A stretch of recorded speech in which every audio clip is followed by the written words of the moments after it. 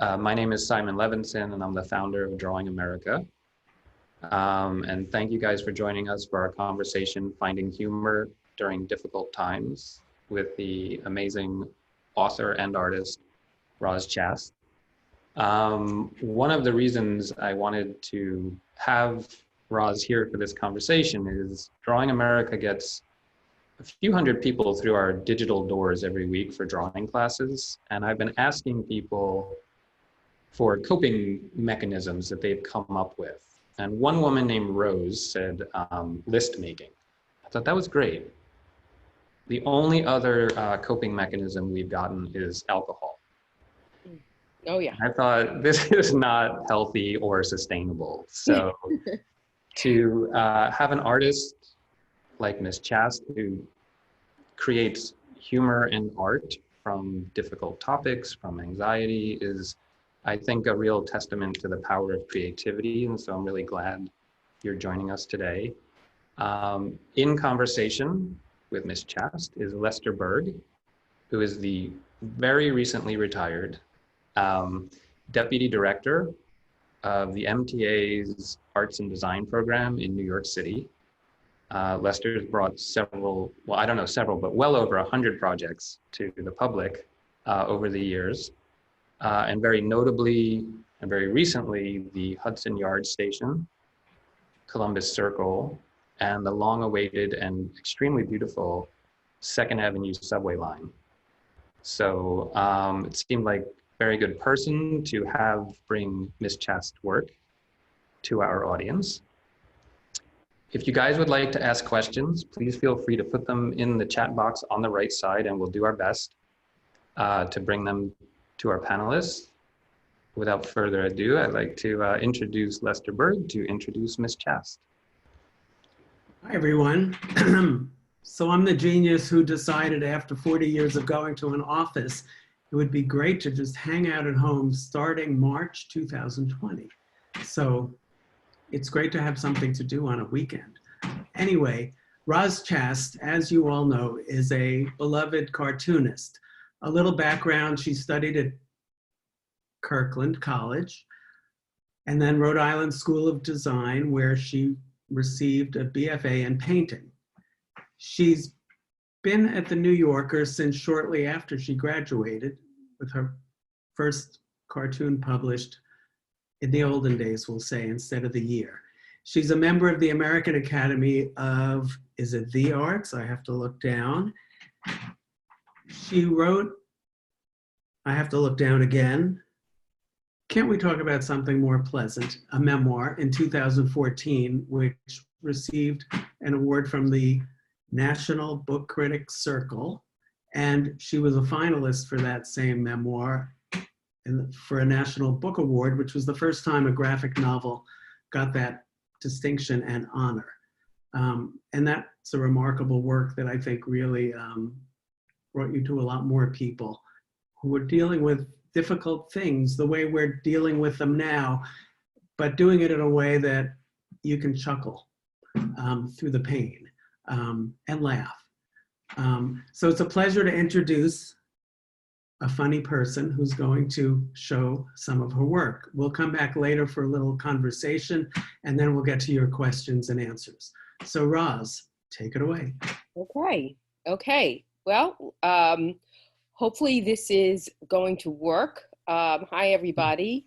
I haven't done too many of these things, Zoom slideshows, and I am going to see if this works. I'm going to do my share screen, and I'm going to show some slides and a lot of cartoons that I've done in the last few months during this this time that we're living in. I don't even know what to call it, of isolation, of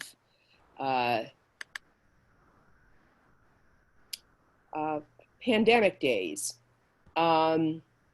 So this is the first slide that I did during the first week of this pandemic, the first week in March. And it was such a strange thing because I had been traveling that first week in March, And a few days after I got back, I was in Florida and I was giving a couple of talks. And the first a couple of days after I got back was when I was going to go into the city. And then I started to hear from people like, oh, I don't think you should go into New York because there's a virus there. And I was like, ah, blah, blah, blah, because I never really registered um, any of the other things very much. I never really thought about Zika with the mosquitoes. I never thought about SARS. I never thought about MERS. I never really registered it. And it was during that first week where it was suddenly like, oh my God, this is real. And, offices were closing, museums were closing, the schools closed. And it was just this kind of being in shock. And I don't know, going to the store and the hoarding things and, seeing people with like massive, 3 carts like piled to the sky with all sorts of things. So this was an image I did for the New Yorker. And there's books that, am I too worried or not worried enough? The big book of hiding under the bed. And she's reading a book called Is Now When I Should Panic. And also, I just have to say for the record, having nothing to do with anything, I really do love to draw. There's certain things I love to draw. I love to draw interiors. Maybe this has to do with my growing up in New York and in an apartment. I love to draw lamps, and I really like to draw the back of television sets. I don't know why. Let's see. Uh-oh. Let me see. Why is this not advancing? Oh, no. It did it before. I don't know why it's not advancing. Oh, I'm going to try it again. Sorry. I'm so sorry. No, it's amazing we can do any of this, I think. I know. Let's see if this works. There we are. Okay. This is the cartoon I did for the New Yorker the first week. How is your terror today? And it basically goes from, shh, I am sleeping to, I'm awake. And this is my face every morning now. It's like, I'm awake. It's still going on. What? I love the number 2 part. I mean, that's the best part of anyone's day lately. This is, yes, this is going full terrarium.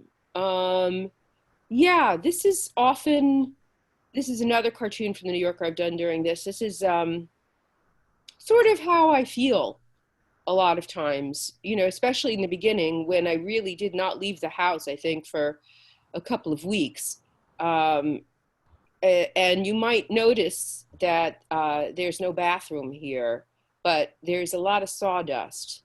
So, yeah, you can think about that for a minute. And this is, I like, there's certain genres of cartoons that I like that I think I made up. One is fake books, and there's fake magazines. I didn't make up a fake magazine as a cartoon. I think that this is probably like a holdover from like old Mad magazines or something, which I read when I was a kid and loved. This is, but I love making up fake books. And so this is new from Lockdown Press. We have Appendectomies Made Simple. It is amazing what you can do with an X-Acto knife, especially a new blade. Very, very sharp. And floss is just one of those things around the house that, it's like not bad for like the old stitcheroos. If I say it's a casserole cookbook. That's like you basically, if you cover everything with cheese, you're good. And the joy of not myrtleizing each other is formerly the joy of sex, which I suppose could really apply to any couple after the first, maybe few months of courtship. But especially during these times where, if you are lucky enough to have a quarantine buddy, which I consider myself extremely fortunate, there is still, you're in each other's face a lot of the time, even if you try not to be. There's just nothing else, and sometimes somebody could just say something to you like, you know, do you want some tea? And it's like, are you talking to me again? Like, are you insane? Um, uh, this is how it feels a lot to me now. Here we are eating toast once again. Mail's here. Must be 11 o'clock. Lunchtime. No big shockaroo to anybody. Yet another afternoon. And he's wondering, clean house, round up steer. Wait a minute. Didn't we have dinner here last night? And so to bed.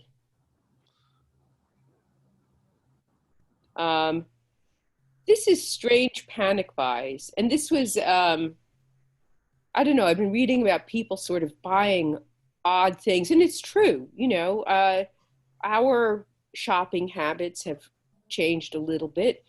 For one thing, I mean, I don't really buy, you know, just personally, I don't buy a lot of things that would have made sense to buy, you know, before this, like, gee, it's spring. Maybe I want a new spring top. But now, like, where am I going to wear it? Like the bird room? When I go upstairs, I don't know. So we have 120 boxes of Fig Newtons because they might stop making them. Autographed picture of Bing Crosby and a cow. And this is another one from early on in the pandemic days. Jimmy Joe's face masks, hand sanitizer, Xanax, cheese Danish, giant novels you've always meant to read, and ice cream shop. And Lester, if you have any questions, you know, feel free to say anything. I find the giant novels are really good to lift the laptop. I have the biography of Da Vinci that I'm on page 4, but anyway, keep going. Yes. Doing Yes. beautifully. This is Pandemic Playhouse, and I noticed that sometimes when my husband and I are watching a movie, it's like, oh my God, look at them. They're just like standing next to each other and talking. They're just like hugging. So we have like, you know, wow, look at all those people. Yeah, and they're all walking somewhere. Maybe they're going to the subway or a restaurant. Ooh. I mean, to watch TV is to see dangerous behavior, and it just adds a layer that's happening to everything. But Absolutely. It's just like, are they just nuts? They're on the subway. Look at that. They're like all standing close to each other. two people shake hands. I was shocked. I know. It's unbelievable. I mean, I think back to the olden days where I might as well have been like licking subway poles. You know, I would be on the subway and then I would meet friends at like some Mexican restaurant on my corner, and then maybe I forgot to wash my hands. I'm eating the chips out of the bowl. You know, I really might as well have been like licking the subway poles or cleaning the floor with my tongue. You know, it's disgusting. And yet I just never really thought about it. And you just see in these movies, people just all jostle with each other. It is just amazing. And this is, I've also, I like Instagram. It's kind of fun. And this is something I get to draw on my iPad, which I generally don't. I'd say 95% of the time I draw on paper, and we'll talk more about that later. But a couple of years ago, I got an iPad, and I've really enjoyed playing with it. And this was, I don't know if you guys remember, but like early on in the pandemic days, there was a certain graphic of the coronavirus, which for some reason they had colored red and turquoise. You can't see the turquoise, I don't know why, but it was a red and turquoise graphic of the virus. And I just thought, okay, I went to one of those websites where you can make like wrapping paper and wallpaper and fabric out of like whatever pattern. And so I did not have actual wallpaper made. I just grabbed a screenshot and then put it, I mean, that would be kind of horrible to like actually get like wrapping paper made of coronavirus. But I made wallpaper for this woman in the room, and that's what that is. And this is another drawing that I posted to Instagram. Last night, one of my kids made a remark that summed up how I've been feeling, Ray, the shut-innedness, the shrunken horizons, the anxiety, even about a trip to the grocery store, the aversion to planning too much ahead. I mean, you really can't. It's not just aversion. You can't plan. And the slowed pace, etc. And he said, it's like we all got old at the same time. And it's really true. I mean, in many ways, I know I am an old, but I feel like I'm old the same way somebody who's 18 is an adult. Like, I never thought, I mean, yes, legally, like I reached a certain age where I could get, and this was just like a few months, like maybe a month before this all happened, I got like a senior Metro card. And I haven't been able to use it, which like irks me. But anyway, I never, as I said, I never thought about riding the subway, you know, that it was risky to me. I never thought about any of this stuff. And now it's all, you know, we think about, and it's not just me. It's like, we're all in the same boat. Just these shrunken, you can't plan, you know, you can't really say, I don't know if you guys can hear my birds making a racket in the background, but I can hear. Yeah, I can't shut them up.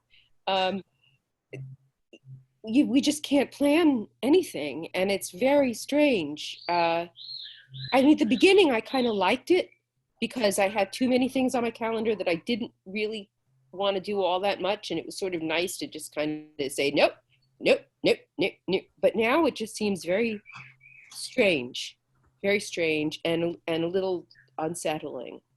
And I'm going to show a couple of cartoons that this is not a pandemic-related cartoon, but I think I've always had a slightly, maybe more than slightly morbid sense of humor. I love the tombstone genre of cartoons. I've done a number of them. Also, the old Standby, you know, and well, Death is a very, it's a cartoon Standby. So this is obviously, I can't believe I ate all that kale for nothing. You know, straightforward. And this cartoon is basically how I was taught to think about life, which is really never be too happy. Never, never, ever be too happy. And my parents, in their lives, in their friends' lives, filled with examples of people who were too happy and then a bad thing happened. So, you know, they were happy, they jumped down a step because they were like skipping and they fell and they broke their leg and the leg got infected and they died. You know, it was just always like 3 steps from happy to dead. So really don't be too happy. Always, you don't have to be like, you know, sad and playing, you know, the little sad songs on the violin all the time, but just don't be too happy. Because this is what's going to happen. I'm going to show a few slides from the book I did after that memoir. This one came out, I think, in 2017, and it's really a love letter to New York. And this picture, it's a sort of guide, but it's not really. If you want, there's plenty of better guides to the city. It is just very personal, my own guide. And this is a picture of me and my mother which I took from this. This is me. I'm about 3.5, 4. I think it's my first subway ride. We are at Newkirk Plaza, which was the subway station of my childhood. I don't know how many sweaters I'm wearing under that coat. I'm guessing at least 3. I look a little distressed. You know, it is really like that thing in the Gene Shepherd movie where the kid can't put his arms fully down at the side of the snowsuit. And I think that's what's happening here. And that's my mother. She was a very formidable person. She was an assistant principal. I look a little confused and distressed, but I love the signs in the background. You know, buy tokens at your leisure. It's like not somebody else's leisure. You know, live it up. Buy them at your leisure. Insert dime and nickel. So I think it was 15 cents back then. And these are a few images from the book. For some reason, this is a book about New York. For some reason, I've always preferred cities to nature. I am interested in the person made. I like to watch and eavesdrop on people, and I really like density of visual information. And this is one of the reasons I love New York so much. I love walking down those old, ugly side streets, you know, in Midtown, and these weird shops that just, you know, it's, I mean, this one is, you know, Persiteria and it's all like, you know, because it's so dense, New York builds up vertically because there's only a certain amount of space it can expand. It's not, and the geography of Manhattan is what makes it so unique because it can't get any wider. It's not like these cities elsewhere, which have their charms, but really the problem is that they can spread out into nothingville. And so you have these cities that have these nice, dense areas, and then these dead areas where it's just nothing. It's just blank. It's just these giant blocks of nothingness and a garage or something. But New York doesn't have that, you know, because everything is just crammed in together. And of course, it's partly what made it, you know, the virus so lethal. And also, I worry the first time I had like a real, you know, weeping thing happen about the city was worrying about how much of it was going to come back, if any, and what was going to come back, and whether these stores that, you know, these places, you know, weird, like a magic shop on the 3rd floor of some, you know, nondescript office building, these places that looked like they were just barely hanging on. I mean, but that were just such a delight, you know, a button store or a wigs or, you know, snaps and more. It's like, oh, just snaps. Okay, fine. You just sell snaps. Chessboards, you know, you'll have to go somewhere else for the chess pieces. This is just chessboards. But, you know, it still existed. It still existed in Midtown, all these places. And now I don't know. In Manhattan, every food, ethnicity, preference, aversion, allergy, craving, fad, or combination of the above is represented. If you can't find what you want to eat here, maybe you don't like food. You know, that's fine. But it's, you know, I worry about this too. What's going to come back? So, yeah. And again, the density, you know, and when you look up and you see these wonderful buildings that are all like, yeah, okay, they're grime encrusted, but like the top of each one is just like crenellated in these different ways and these wonderful architectural details that have somehow, you know, managed to stay intact. It just is great. It's just, I just love it. These are pages also from the book. My default restaurant is the coffee shop. also, when I was young, it was called the coffee shop, but now I guess because there's Starbucks, it's confusing. So now they call them diners. Why do I love them so much? Because if you stick to basics like grilled cheese or eggs, you cannot go too wrong. Sure, a daredevil might order sushi enchiladas, but that doesn't mean you have to. And so this person is looking at one of these menus that is always like, 1,000 pages long. Pheasant under glass? Maybe I'll try that. It's just like, are you mad? It's like, no, don't do that. Many diners, coffee shops are open 24 hours a day, 7 days a week. You won't be the only person who needs some French toast at 4 a.m. And if you are, nobody cares. And that's one of the wonderful other things that I love about New York is that really people don't really care that much what you do. I mean, I hope that one of the best books I've ever read, almost nothing comes close, about New York is E.B. White's Here is New York. And it's so, so good. It was written after World War II. It's not long. And in it, he talks about things that are still so true. He said that one thing about New York is that it offers the gift of loneliness.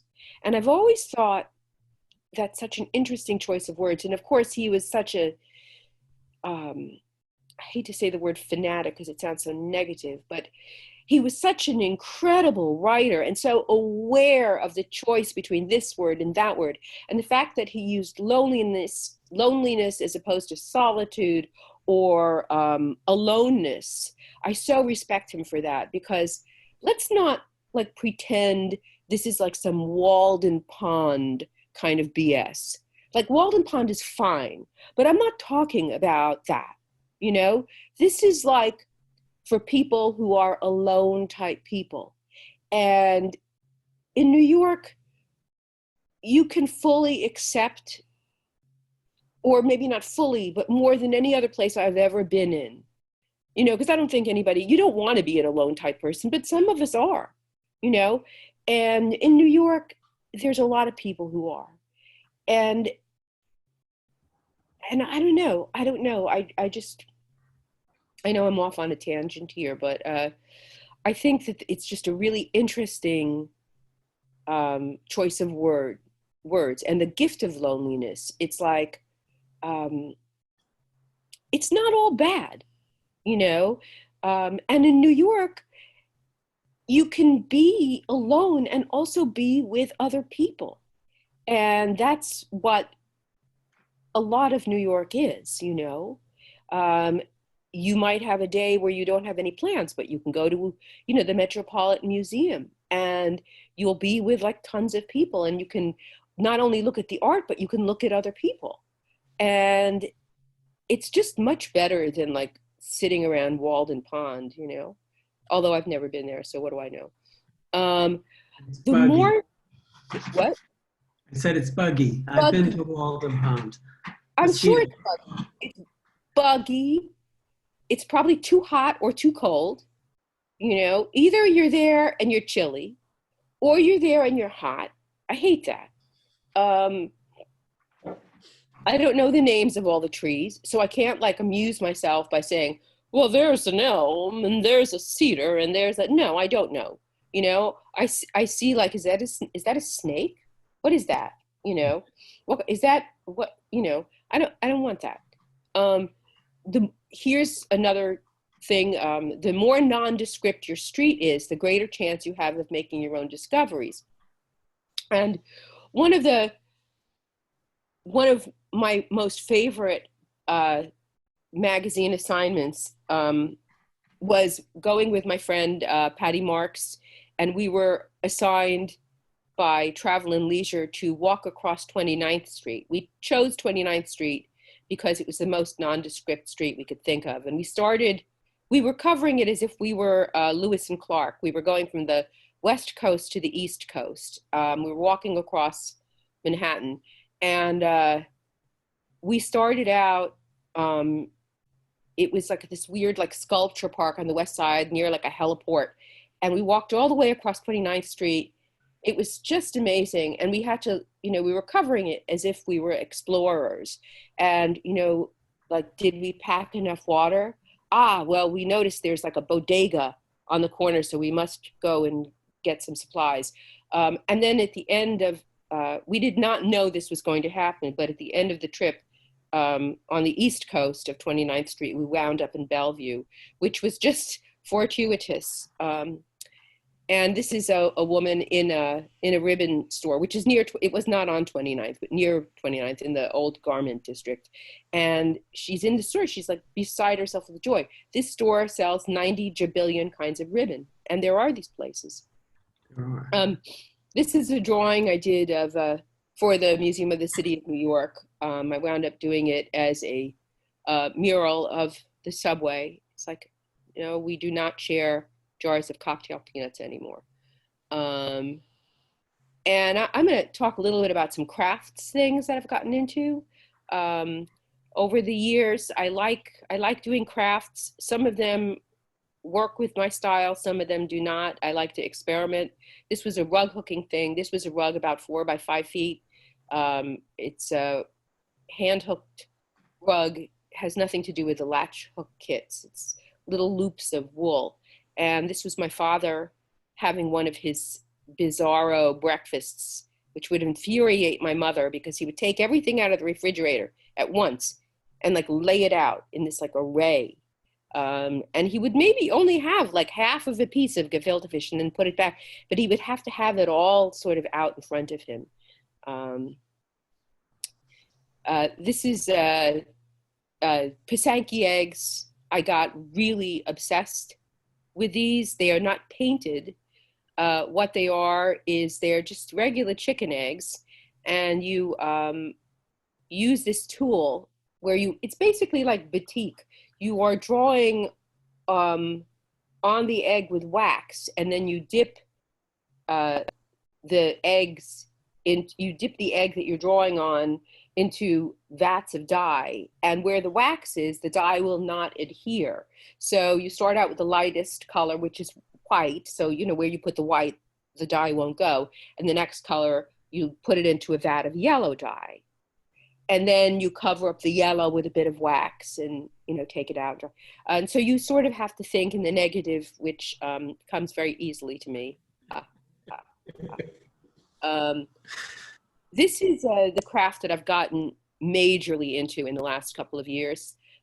This is embroidery, hand embroidery. This piece is probably about 12 inches by 16 inches. And it's one of my very favorite quotes by the Polish poet Czesław Miłosz. When a writer is born into a family, the family is finished. And this is a series that I'm working on right now. And the game for me is that I had this book of fabric samples, like when the upholstery place goes out of, when a fabric, this company that makes the fabric no longer makes those fabrics. They discontinued fabrics. And they discard the book. And so I had a book of these discarded fabrics. And for me, I made up the game where I had to take the fabric and use the pattern on the fabric in a way that suggested that went along with the drawing. That was the restriction, the constraint. So I looked at this fabric and the flowers looked like they were falling down. So this one is called Falling Down. This was the first one I did. This is Seaside because the colors look like the seaside to me. And this one is actually 2 pieces of fabric that have been grafted together. This was the first one I did during the Corona days. This fabric looked like wallpaper to me. And so you see the woman, obviously. And how long would something like this take you to create? Innumerable hours. It takes a really long time. You have to like doing it, I think. And also there's sometimes something goes wrong and then you have to pick it out. And that takes a very long time too. You have to like doing it. And this one is another one I did during these days. And I guess I was thinking about grocery supplies and shelves. And that's what this one suggested. You can sort of see you can see the background, what it is, the fabric, but it looked like shelves to me. And there's different stitches, a lot of chain stitch. There's French knots. There's a little bit of like a satin stitch in a couple of places. And I made up, I don't know whether it's an actual stitch or what. I made up something it's like a woven thing, because I thought like the peanut would look good with this stitch. So there's a little bit of a weaving in and out sort of thing. But the peas and the carrots, that's like a satin stitch thing. And this is the last one I did. This is an Instagram post that I did maybe last week. And it's basically sort of how I live now. It's not necessarily a self-portrait, but it's a person, and she is favorite show on tonight, roasted chicken later, Zoom cocktails with Lucy and Nat at 7, sunny day, take a walk, they'll find a vaccine soon. And underneath is do not think in that space. Just, So I think that is the end of the slideshow. And that was great, because we read your comment, we read your cartoons, people feel like they know the characters and they know where you're coming from, but to hear the person who's created that, which leads me to my first question. We'll have a few questions, but I see a lot of people in the audience have questions. How has the New Yorker changed? Do you like black and white or color? We'll get to that in a minute, but I wanted to give a big general question, which is, your work seems to have a consistent through line. They're anxious, cranky characters who say these really clever sort of and pungent sort of remarks and observations. But that seems consistent to me from your early cartoons to now. But I'm sure you feel that they change and evolve. What's common, I think, is they're really relatable. They're recognizable. Roz Chast. I mean, were you always that funny? How did it all begin? That's two questions in one, but you can work with that. I think I spent a lot of time by myself when I was a kid. And I always liked to draw. I think for me, drawing was a way of keeping company. I mean, I grew up, keeping myself company and entertaining myself. I had, my parents were a lot older, and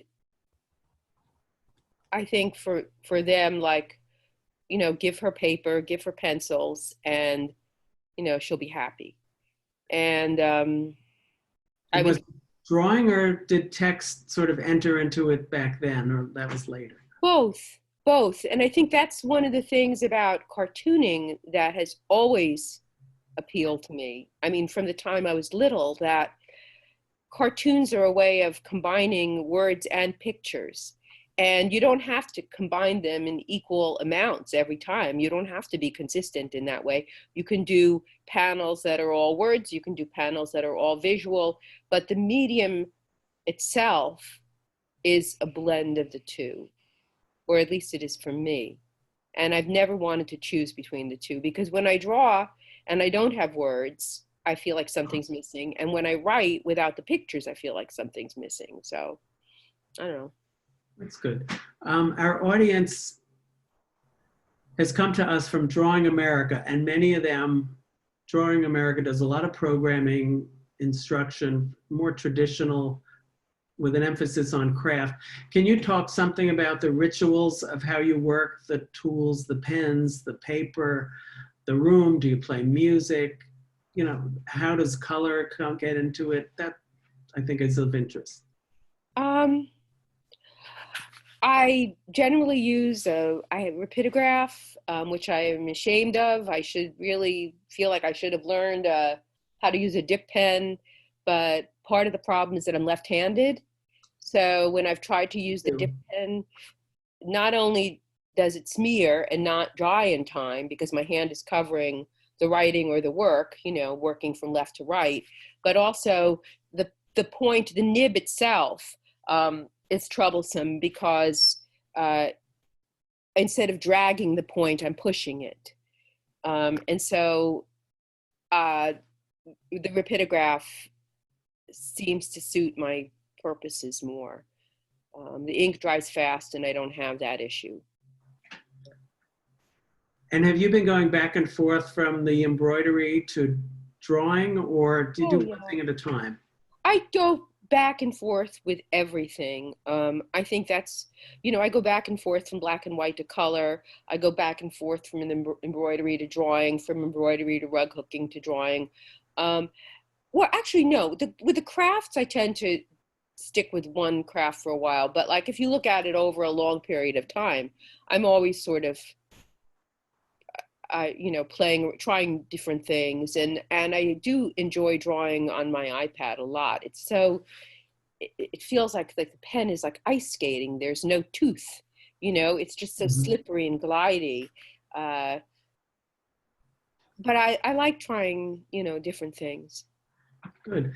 And that brings me to your memoir. In writing a book, I mean, serious topic, and it's a generational thing. Parents are getting older and they are checking out little by little, more or less, to be euphemistic. Similar to the time we're living in, difficult times, challenging. You made it sort of funny, interesting, but writing a full-length work like that, what was that like for you?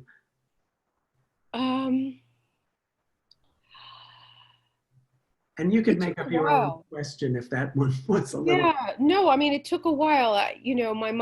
My father died in 2007. My mother died in 2009, and the book came out in 2014. It took me a long time to figure out how I wanted to tell the story. I don't remember at what point I knew I was going to write about it. I think it was something that was sort of coming up from under, like, gradually, because in some ways I do feel that everything, can be material and, or is,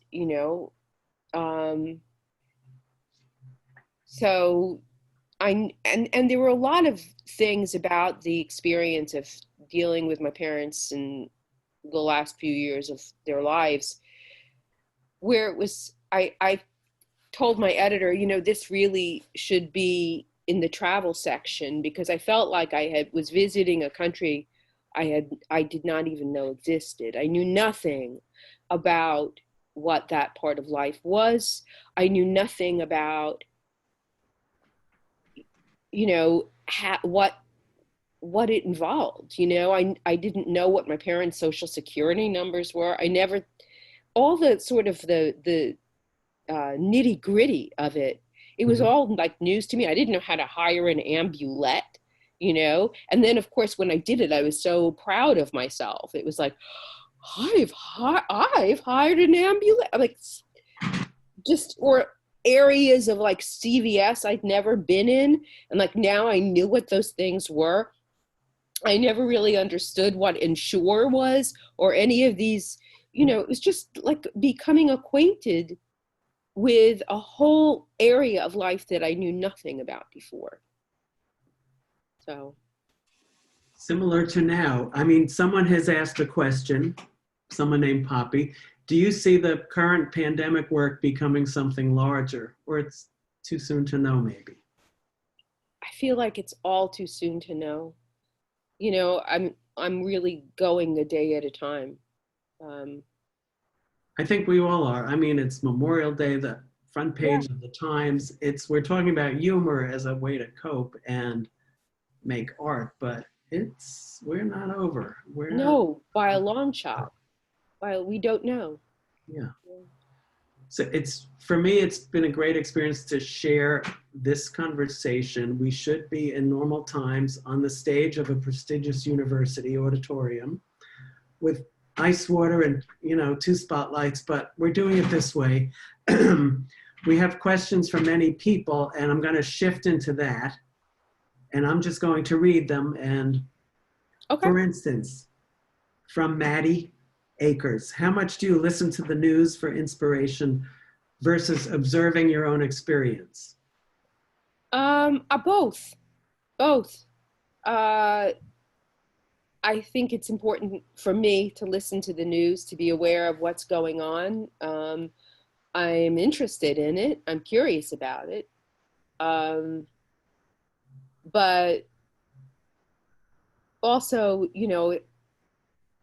for me, it's also personal, so yeah, I'm not an editorial cartoonist. I'm not that much of a news junkie. There are people who that's what they do. So it's, filtered through other things. Yeah. So now I'll ask my own question. What's it like being at the New Yorker, and what was it like when your first cartoon was accepted? I was absolutely shocked. When I started, I wanted to be a cartoonist. I think I sort of had a very strong feeling that that was what I might wind up doing from the time I was about maybe 13 or something. Even though when I was at art school, I studied all these other things.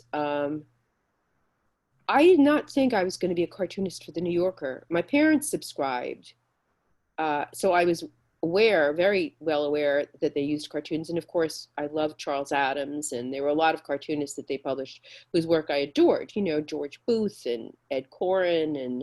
But I did not see my cartoons as being part of their roster.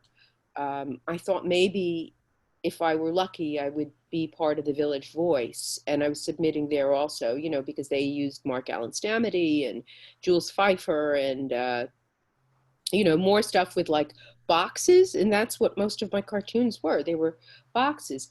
And they weren't, one panel with a gag line under them. I've done maybe like 3 cartoons like that in my life.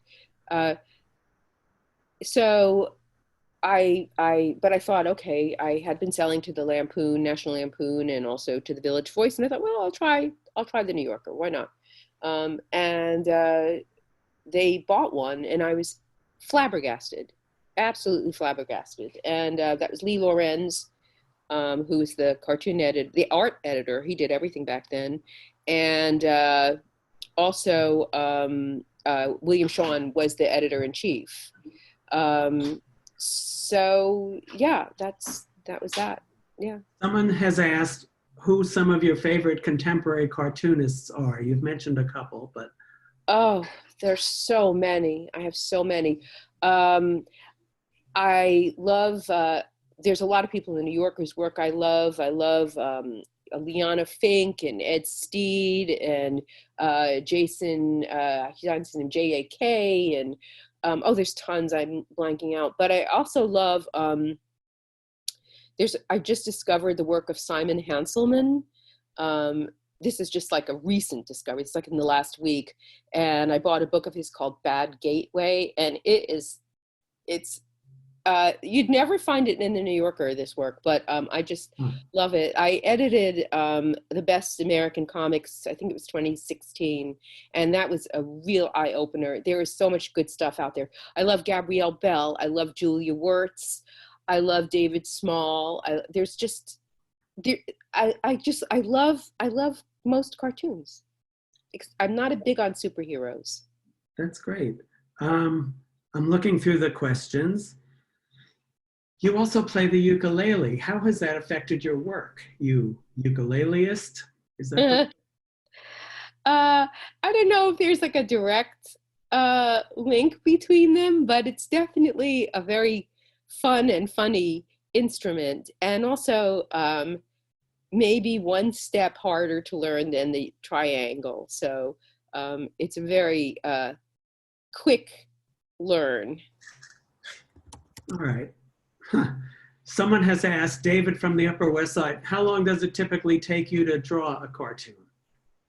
I guess there's really not a typical, because there are so many different sorts of cartoons. I mean, I have cartoons that are one drawing, and then I have cartoons that are like, that might have 16 boxes, and those might take longer. Color always takes longer than black and white, but then sometimes it could be a one panel black and white one, and for some reason I just can't get the facial expression right, and that will take a long time. And something that worked out great in the sketch, but then when I draw it as a finish, I can't get the right expression. So it varies a lot. It varies a lot.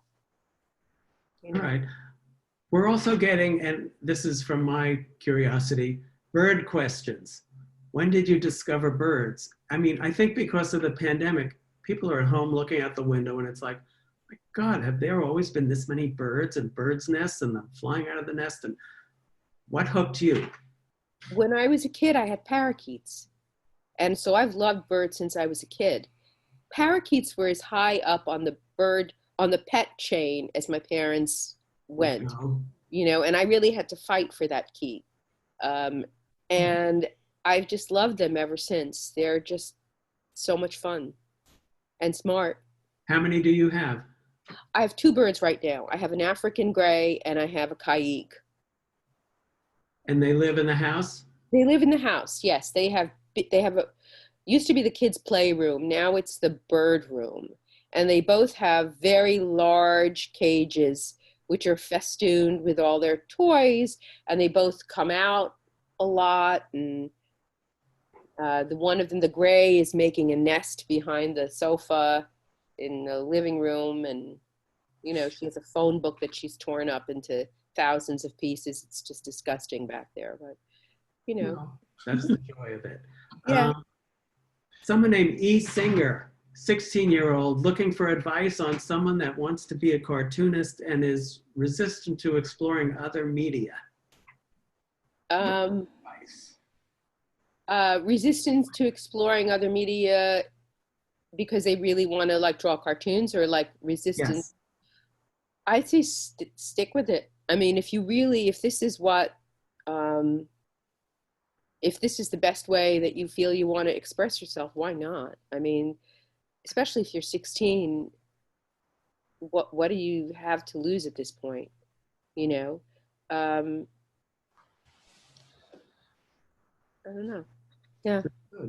And stick to your guns also. I mean, that's because I think also